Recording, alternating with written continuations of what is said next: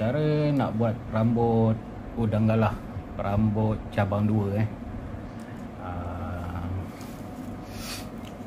tali yang saya gunakan jenama Dupont 10 LB. Lepas tu saya guna, kali ni saya guna mata angler tak ada lubang 4208, mata tak ada lubang. Lepas tu untuk tak merosakkan mata dia yang tajam, saya gunakan foam ni untuk menyimpan dia. Okey, so jom kita mulakan. Mula-mula kita ambil tali ni, kita bagi 2 macam ni. Lepas tu kita gulung, gulung macam ni. 1 2 3. Ikutlah berapa banyak nak gulung. Kalau macam saya guna 3 je. Tu rapatkan dia jadi macam ni. Okey. Okey. Nampak dia jadi macam ni. Lepas tu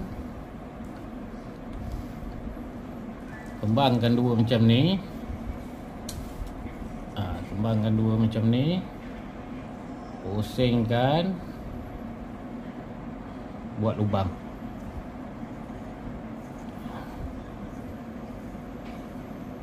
Pusinglah berapa kali nak pusing.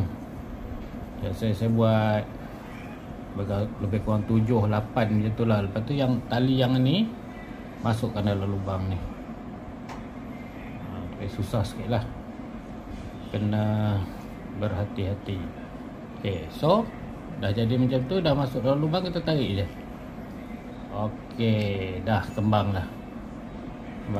Nampak dah kembang. Lepas tu mata ni simple je. Yang ni kita buat pendek sikit supaya jangan bagi dia sama. Ini cara saya lah.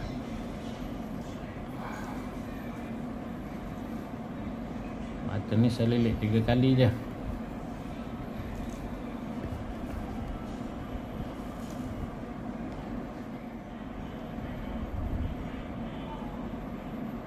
Semua nak agak-agak je ni tau.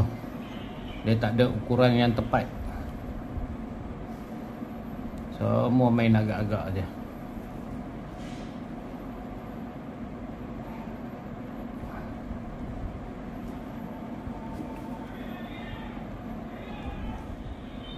Okey.